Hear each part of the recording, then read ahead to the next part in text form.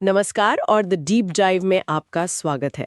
इतिहास में कुछ कहानियां ऐसी होती हैं जो सिर्फ राजा महाराजाओं की जीत हार का ब्यौरा नहीं होती। नहीं। वो एक पूरी सभ्यता के बदलने की कहानी होती है। वाओ। हाँ, और आज हम एक ऐसी ही कहानी की गहराइयों में उतरने वाले हैं। ये कहानी एक चिंगारी की है, एक अपमान से भड़की चिंगारी जिसने एक पूरे साम्राज्य को जलाकर राख कर दिया। और उसी राख से एक नए भारत का जन्म हुआ। बिल्कुल। हम बात कर रहे हैं चंद्रगुप्त मौर्य की।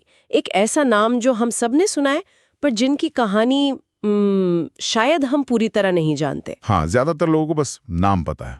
ये कहानी है कि कैसे एक गुमनाम लड़का एक बुद्धिमान ब्राह्मण के साथ मिलकर दुनिया के सबसे शक्तिशाली साम्राज्य में से एक की नींव रखता है। और हमारे पास जो स्रोत हैं वो किसी थ्रिलर फिल्म की स्क्रिप्ट से कम नहीं लगते। तो आज का हमारा मकसद सिर्फ घटनाओं को दोहराना नहीं है, बल्कि ये समझना है कि ये सब हुआ कैसे, वो क्या ताकतें थीं, व्यक्तिगत और राजनीतिक, जिन्होंने इस असंभव को संभव कर दिखाया। चलिए शुरू करते हैं उस समय से जब मौर्य साम्राज्य का कोई अस्तित्व ही नहीं था। मैं हमेशा यही सोचती हूँ कि इतना बड़ा बदलाव शुरू कहाँ से हुआ होगा। जब हम पुराने भारत के बारे में सोचते हैं तो एक अखंड भारत की तस्वीर दिमाग में आती है, पर मौर्य साम्राज्य से ठीक पहले की सच्चाई तो इससे बहुत अलग थी, है ना? बिल्कुल अलग।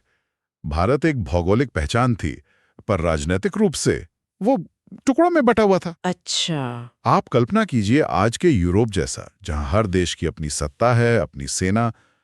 उस समय भारत में 100 से ज्यादा छोटे बड़े राज्य थे। 100 से ज्यादा? हाँ, जिन्हें महाजनपद और जनपद कहा जाता था, और ये आपस में लगातार लड़ते रहते थे। शक्ति ही सबसे बड़ा कानून था। और इन सब में कोई एक सुपर पावर भी तो रहा होगा। हाँ था, और वो था मगध का साम्राज्य। आज के बिहार और पूर्वी उत्तर प्रदेश का जो इलाका है वो मगध के पास विशाल सेना थी, उपजाऊ जमीन थी, व्यापार के रास्ते थे। लेकिन उसकी सबसे बड़ी ताकत ही एक तरह से उसकी सबसे बड़ी कमजोरी बन गई थी। उसका राजा धनानंद, नंदवंश का आखिरी शासक। मैंने पढ़ा है कि इतिहासकारों ने उसके बारे में कुछ खास अच्छा नहीं लिखा है। लिखने की कोई वजह भी तो नहीं छोड़ी उसने। यूनानी लेखों में भी जिक्र है कि धनानंद के पास 2 लाख पैदल सैनिक थे, 20,000 घुड़सवार, इतनी बड़ी सेना और हजारों हाथियों की सेना। उसका खजाना सोने से लबालब भरा था। तो फिर दिक्कत क्या थी? दिक्कत ये थी कि ये सब आया कहां से था। उसने अपनी ही प्रजा पर इतने भारी टैक्स लगा रखे थे कि लोग त्राही त्राही कर रहे थे। वो एक क्रूर और बहुत घमंडी शासक था। मतलब बाहर से मजबूत पर अंदर से खोखला। बिल्कुल। प्रजा में असंतोष की आग सुलग रही थी। बस उसे भड़काने वाली एक हवा का इंतजार था। और वो हवा 2 लोगों के रूप में आई। पहले तो खुद चंद्रगुप्त, लेकिन उनकी शुरुआत के बारे में बहुत रहस्य है ना? हाँ, बहुत। कोई कहता है कि वो नंदवंश के ही एक अवैध पुत्र थे, कोई कहता है कि वो एक साधारण मौर्य कबीले से थे। सच शायद इन कहानियों के बीच में कहीं है। लेकिन एक बात तो तय है। हाँ, कि उनकी शुरुआत बहुत साधारण थी। वो कोई राजकुमार नहीं थे, वो जमीन से उठे थे, और शायद यही उनकी सबसे बड़ी ताकत थी। वो आम इंसान का दर्द समझते थे। बिल्कुल। और फिर आते हैं कहानी के दूसरे और शायद सबसे अहम किरदार, आचार्य चाणक्य। एक ऐसा नाम जिसके बिना चंद्रगुप्त की कहानी अधूरी है। सिर्फ अधूरी नहीं, असंभव है। चाणक्य, जिन्हें हम कौटिल्य के नाम से भी जानते हैं, वो तक्षशिला विश्वविद्यालय के आचार्य थे। तक्षशिला उस समय की सबसे बड़ी यूनिवर्सिटी, दुनिया की सबसे बड़ी ज्ञान की राजधानी। लोग दूर दूर से वहां राजनीति, अर्थशास्त्र, चिकित्सा पढ़ने आते थे। और चाणक्य वहां के एक चमकते हुए सितारे थे। तो फिर एक इतना बड़ा विद्वान मगध के दरबार में क्या कर रहा था? यही तो कहानी का टर्निंग पॉइंट है। चाणक्य एक अखंड और शक्तिशाली भारत का सपना देखते थे। उन्हें पता था कि सिकंदर की यूनानी सेनाएं भारत की सीमाओं पर दस्तक दे रही हैं। और अगर भारत एकजुट नहीं हुआ तो सब कुछ तबाह हो जाएगा। इसी विचार के साथ वो धनानंद के पास मदद मांगने और उसे समझाने गए। और वहां उनका स्वागत नहीं हुआ। स्वागत तो दूर, उनका अपमान हुआ, भयंकर अपमान। अच्छा। लोक कथाओं के अनुसार धनानंद ने उनके ज्ञान और उनकी कुरूपता का मजाक उड़ाया और उन्हें दरबार से बाहर निकाल दिया। ये सिर्फ एक व्यक्ति का अपमान नहीं था। नहीं, ये ज्ञान का, दूरदर्शिता का अपमान था। और उसी पल चाणक्य ने अपनी शिखा यानी चोटी खोल दी और प्रतिज्ञा ली। वो प्रसिद्ध प्रतिज्ञा। जब तक मैं इस अहंकारी नंदवंश को जड़ से उखाड़कर फेंक नहीं देता और इस सिंहासन पर एक योग्य शासक को नहीं बिठा देता, तब तक अपनी शिखा नहीं बांधूंगा। ये सिर्फ गुस्से में कही गई बात नहीं लगती, एक संकल्प था। एक ऐसा संकल्प जो भारत का भविष्य बदलने वाला था। उस अपमान ने ही उस चिंगारी को आग में बदल दिया।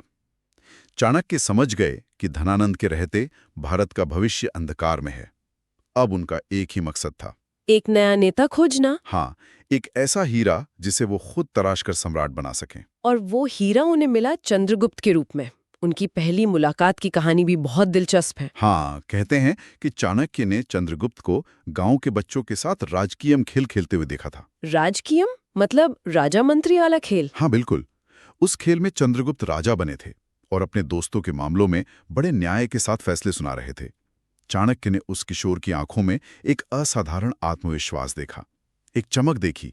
वो समझ गए कि उन्हें अपना हथियार मिल गया है। बिल्कुल। और उनके बीच का जो पहला संवाद है वो बहुत कुछ कहता है। चाणक्य ने पूछा, राजा बनोगे? और चंद्रगुप्त का जवाब क्या था? एक सामान्य किशोर शायद कहता, हाँ, मुझे महल चाहिए, मुझे ताकत चाहिए। लेकिन चंद्रगुप्त ने कहा, अगर राजा बनने से प्रजा को न्याय मिले तो अवश्य बनूंगा। वाह, मतलब एम्बिशन सत्ता के लिए नहीं, न्याय के लिए था। बिल्कुल। ये जवाब सुनकर चाणक्य को यकीन हो गया, ये लड़का सत्ता का भूखा नहीं, न्याय का प्यासा था।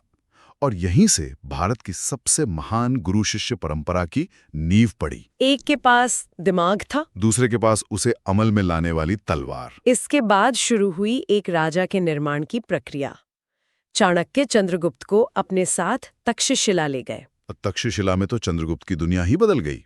सोचिए, एक लड़का जिसने शायद गांव के बाहर की दुनिया नहीं देखी थी, उसे अचानक दुनिया की सबसे बड़ी यूनिवर्सिटी में लाकर जियोपॉलिटिक्स, एस्पियोनाज और इकोनॉमिक थ्योरी पढ़ाई जा रही है। एक तरफ उन्हें दुनिया के बेहतरीन योद्धाओं से युद्ध कला सिखाई जा रही थी, तो दूसरी तरफ चाणक्य खुद उन्हें कूटनीति के वो पाठ पढ़ा रहे थे जो उन्होंने अपनी किताब अर्थशास्त्र में लिखे थे। ये सिर्फ पढ़ाई नहीं थी, ये एक सम्राट को गढ़ना था। हाँ, उनके दिमाग और शरीर को एक सम्राट के सांचे में डाला जा रहा था। तो जब ट्रेनिंग पूरी हो गई तो उन्होंने क्या किया? क्या सीधा मगध पर हमला कर दिया? हाँ, और यही उनकी पहली और सबसे बड़ी भूल थी। अच्छा। युवा जोश था, जीत की जल्दी थी। उन्होंने एक छोटी सेना इकट्ठा की और सीधे मगध की राजधानी पाटलिपुत्र पर धावा बोल दिया। और नतीजा? बुरी तरह हार। धनानंद की विशाल सेना ने उन्हें कुचल दिया। चाणक्य और चंद्रगुप्त को जान बचाकर भागना पड़ा। ये तो एक बहुत बड़ा झटका रहा होगा। बहुत बड़ा।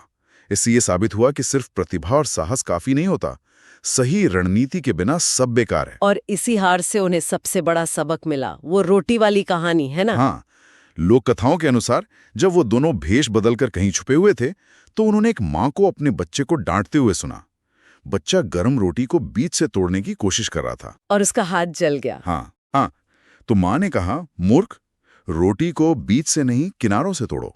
तुम भी चाणक्य और चंद्रगुप्त जैसी गलती कर रहे हो। कमाल है, मतलब ज्ञान कहीं से भी मिल सकता है। और ये बात चाणक्य के दिमाग में बैठ गई। उन्होंने चंद्रगुप्त को समझाया, हमारी गलती यही थी, हमने सीधे शक्ति के केंद्र यानी पाटलिपुत्र पर हमला किया, जबकि उन्हें किनारों से शुरू करना चाहिए था। बिल्कुल। हमें पहले मगध के आसपास के छोटे राज्यों को जीतना था, उसकी शक्ति के किनारों को कमजोर करना था। जब किनारे कमजोर हो जाते हैं तो केंद्र अपने आप ढह जाता है। ये सिद्धांत तो आज भी उतना ही सच है, चाहे वो सैन्य रणनीति हो, बिजनेस हो या फिर कोई राजनीतिक अभियान। हाँ, चाणक्य ने 2300 साल पहले एक ऐसा गरिला या इंसर्जेंसी का सिद्धांत दिया था जिसे दुनिया आज भी इस्तेमाल करती है। इसके बाद उनकी पूरी रणनीति बदल गई। तो उन्होंने छोटे राज्यों पर ध्यान देना शुरू किया। हाँ, उन्होंने पंजाब और पश्चिमोत्तर के इलाकों से शुरुआत की, छोटे राजाओं को हराया, उनकी सेनाओं को अपने साथ मिलाया और अपनी ताकत बढ़ाते गए। मतलब वो धीरे धीरे एक एक करके मगध के साम्राज्य को चारों तरफ से घेर रहे थे। बिल्कुल। उन्होंने धनानंद की सप्लाई लाइंस काट दी, उसके सहयोगियों को तोड़ दिया और जनता के बीच विद्रोह की भावना को और हवा दी। और आखिरकार ईसा पूर्व 321 में वो निर्णायक क्षण आया। पाटलिपुत्र पर दूसरा हमला। हाँ, चंद्रगुप्त की सेना ने पाटलिपुत्र पर हमला किया। इस बार धनानंद की सेना का मनोबल टूट चुका था और जनता भी चंद्रगुप्त के साथ थी। धनानंद मारा गया और इसी के साथ नंदवंश का अंत हुआ। और एक साधारण युवक अब सम्राट चंद्रगुप्त मौर्य बन चुका था, भारत का पहला सम्राट। लेकिन कहानी यहाँ खत्म नहीं हुई।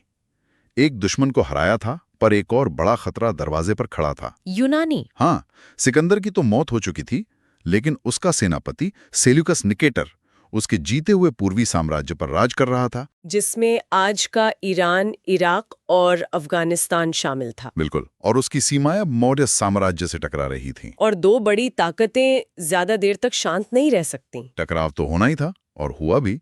सेल्यूकस ने भारत पर हमला किया, ये सोचकर कि सिकंदर की तरह वो भी जीत जाएगा। लेकिन उसका सामना धनानंद से नहीं, चंद्रगुप्त मौर्य से हुआ। हाँ, चंद्रगुप्त की अनुशासित और विशाल सेना से। युद्ध का नतीजा क्या रहा, इस पर इतिहासकारों में थोड़ा मतभेद है, लेकिन जो संधि हुई उससे सब कुछ साफ हो जाता है। उस संधि में क्या था? सेल्यूकस ने युद्ध में हारने के बाद अपनी बेटी हेलेना की शादी चंद्रगुप्त से कर दी। अच्छा। और साथ ही आज के अफगानिस्तान और बलूचिस्तान का एक बहुत बड़ा हिस्सा, कंधार, काबुल, हेरात, मौर्य साम्राज्य को सौंप दिया। ये तो बहुत बड़ी जीत थी। हाँ, बदले में चंद्रगुप्त ने उसे 500 युद्ध हाथी उपहार में दिए। ये सिर्फ एक संधि नहीं थी, ये भारत की पहली बड़ी कूटनीतिक जीत थी। भारत की सीमाएं पहली बार हिंदू कुश के पहाड़ों तक पहुंच गई थी। और इसी संधि के बाद यूनानी राजदूत मेगास्थनीज भारत आया, जिसने इंडिका लिखी। हाँ, और मेगास्थनीज के लेखों से ही हमें उस समय के मौर्य साम्राज्य की भव्यता का पता चलता है।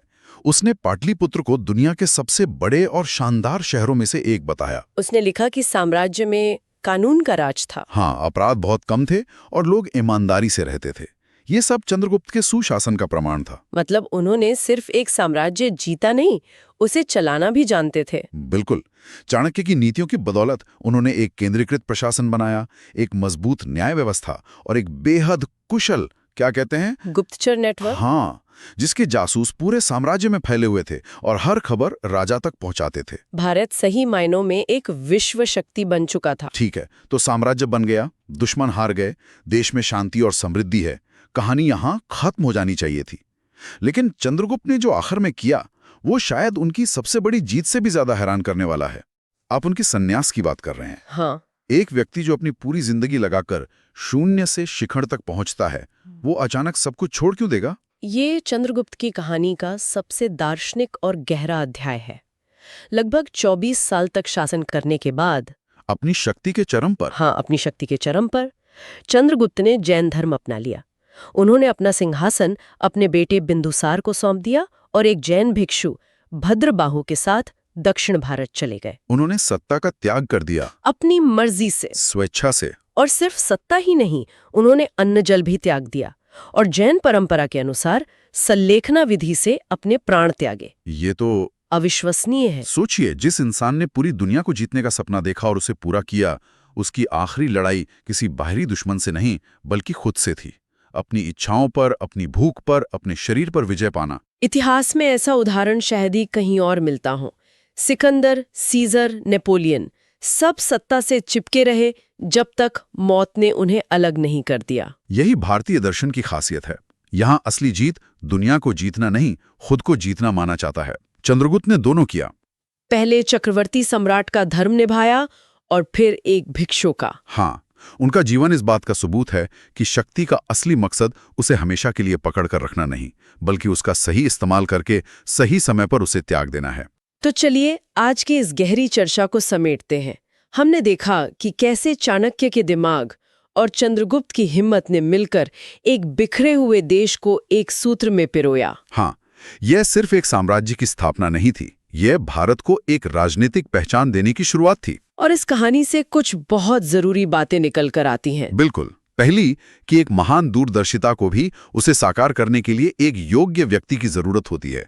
चाणक्य के बिना चंद्रगुप्त शायद एक स्थानीय सरदार बनकर रह जाते। और चंद्रगुप्त के बिना चाणक्य का सपना सिर्फ एक सपना ही रहता। दूसरी बात, हार आपको खत्म नहीं करती बल्कि आपको सिखाती है।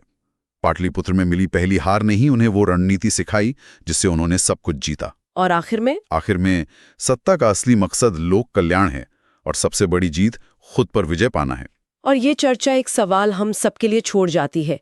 एक साम्राज्य बनाने के लिए बहुत हिम्मत और ताकत चाहिए, लेकिन उस बने बनाए साम्राज्य को अपनी मर्जी से त्याग देने के लिए किस स्तर के आत्मनियंत्रण और दार्शनिक समझ की जरूरत होती है? और क्या असली विजय बाहरी दुनिया पर झंडा फहराना है या अपने अंदर के मोहों को